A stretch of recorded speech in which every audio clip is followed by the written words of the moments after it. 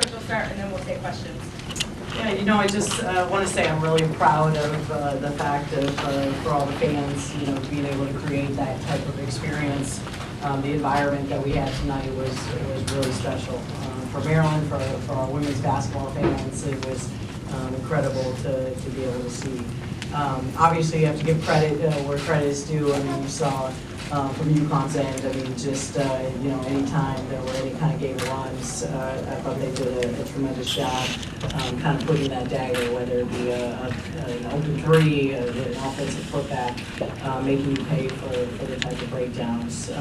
You know, difference, obviously, for the first and third quarters, we talked about, you know, those are big quarters for them as a team, played out similarly tonight, which, again, was a little disappointing because we were ready for it. I didn't think we responded, especially coming out at halftime.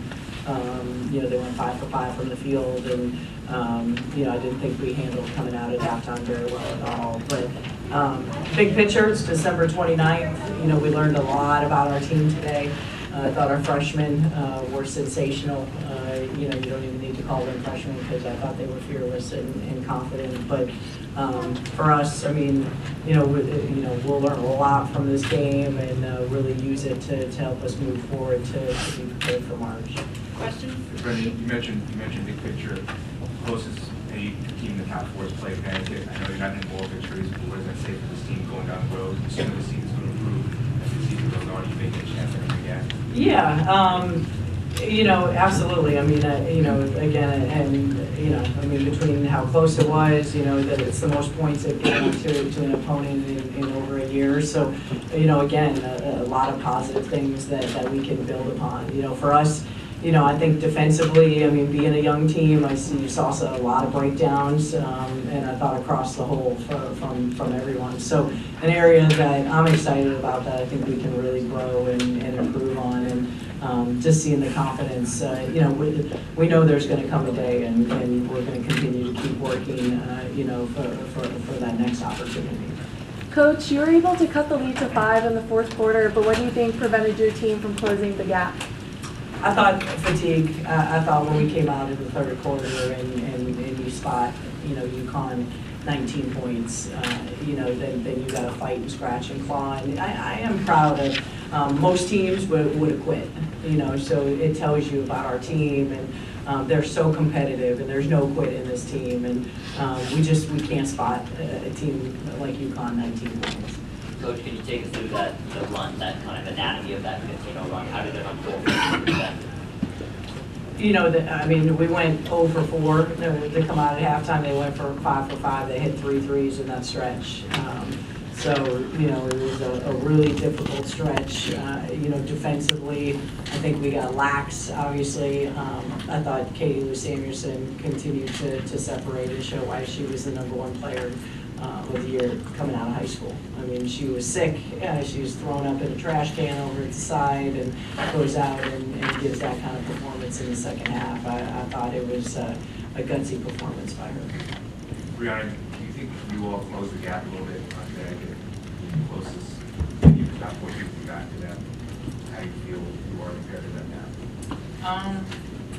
I think we have closed the gap, but I think it's just back to us, like working on our game, working on getting stops when we need it, and just playing through every possession and not taking any plays off. I think in the third quarter we relaxed a little bit, and they took advantage of that. I think we just have to be cognizant of that and do better to stop their runs when they start.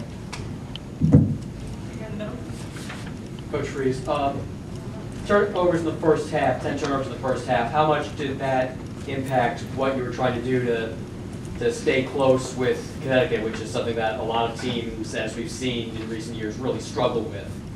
Yeah, you know, we talked about that at halftime. I mean, we had a negative assist-to-turnover ratio, and we wanted to be able to get shots at the basket. And, you know, again, I felt like we spent too much time in the first 2 quarters kind of feeling our way versus trusting the system. I mean, we spent a lot of time on film seeing how they are exposed to dribble drives. We didn't get to it until the fourth quarter, and kind of trusting the system offensively.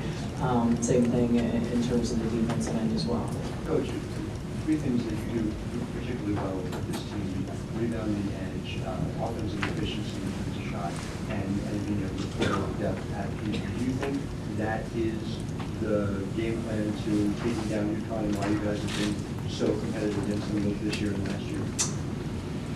Yes, to an extent. I just think that for us, we're not afraid of the name on the jersey, and I think that's 3/4 of the battle when teams go into. You know, I felt like our team, you know, was extremely confident, you know, going into this game. Our last 2 practices and where we've been at, you know, they know how talented they are collectively as a unit and as a team. So I think a blend of both, right? You got to be able to rebound, you got to be able to take care of the ball and have those possessions, but you got to be able to have the confidence. And you saw that when we were down 19, we still believed that we had a shot to be able to win this game.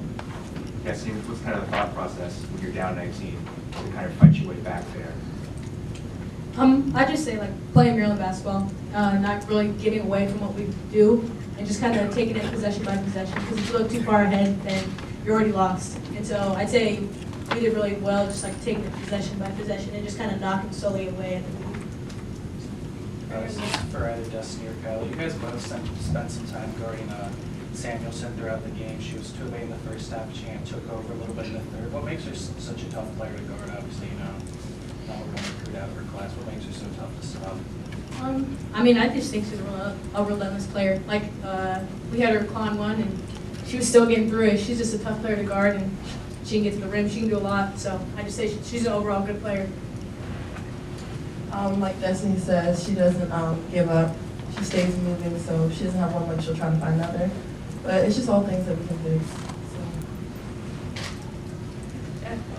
Brionna, just, you know, second year in a row having double-double against UConn, what Gino said was that no one would argue on the country.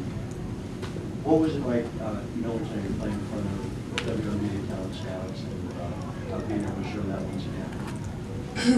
I think it was about coming out and giving a good game for the crowd, all of our fans that came. It was amazing having all those fans here tonight. So I think it was just more playing for them and playing for our team just to get the win. Kyle, what was this experience like for you playing, not just playing on the team, but playing in front of 18,000, kind of the whole environment and atmosphere? It was electrifying because just having that crowd cheering for you just gives you that energy. So overall, it was just an exciting game, very intense, but I had fun overall. I think my teammates did too, and we worked hard and we were playing very hard. Question for everyone on the panel up here. How well prepared do you feel that this game has you now heading into Big Ten play?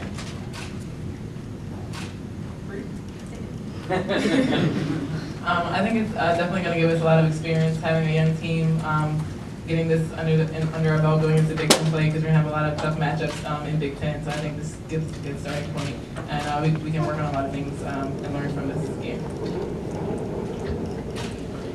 Coach, for you and Destiny, just to have a freshman point guard excel the way that you do tonight, what do you learn from that as far as what it means for the leadership of your team, you know, going into Big Ten play the rest of the season, and does it sort of destroy the myth of the freshman point guard?